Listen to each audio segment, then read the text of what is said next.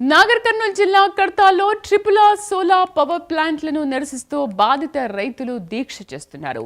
మాజీ మంత్రి కేటీఆర్ బాధితుల దీక్షకు సంఘీభావం తెలిపారు. మొన్న కొంతమంది రైతులు తెలంగాణ భవన్కు వచ్చారని గుర్తు చేశారు.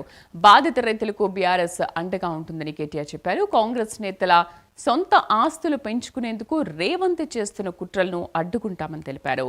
ట్రిపుల్ ఆర్ బాధితుల కొట్లాటకు న్యాయపరంగా అండగా ఉంటామని కేటీఆర్ వెల్లడించారు.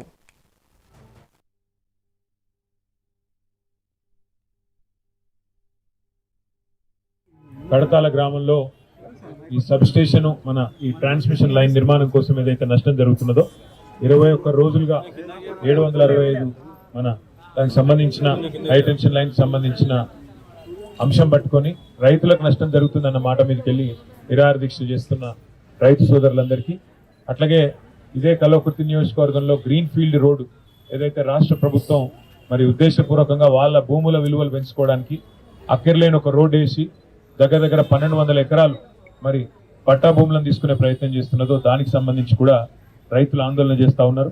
వారందరికీ కూడా అదేవిధంగా ట్రిపుల్ ఆర్ కూడా అలైన్మెంట్ మార్చి ఇక్కడ ముఖ్యమంత్రి గారు వాళ్ళ కుటుంబ సభ్యులు వాళ్ళ చుట్టాల భూములకు విలువలు పెంచుకోనికే ఏదైతే ప్రయత్నం చేస్తున్నారో దానికి సంబంధించి కూడా మొన్న కొంతమంది రైతు సోదరులు మన తెలంగాణ భవన్కు రావడం కూడా జరిగింది.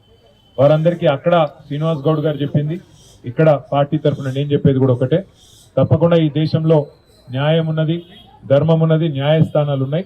మీకు అండగా టీఆర్ఎస్ పార్టీ ఉంటుంది. మీరు ఎవరు కూడా భయపడవలసిన అవసరం లేదు. 3 సార్లు అలైన్మెంట్ మార్చిరు కాబట్టి కలవృత్తిలో ఉన్నటువంటి రైతాంగం మొత్తం కూడా నష్టపోతుంది.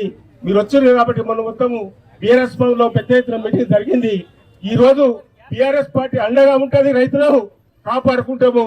కేసీఆర్ తో సహా కేటీఆర్ తో సహా పార్టీ యావత్తు మనం ఉంటుంది. కాబట్టి ఈ రోజు మన కేటీఆర్ గారు వచ్చింది కాబట్టి మనం ఉద్దేశించి కేటీఆర్ గారు మనకు మద్దతు పలికి మన వెంట ఉంటారని ఆశిస్తూ కేటీఆర్ గారిని మాట్లాడవచ్చు.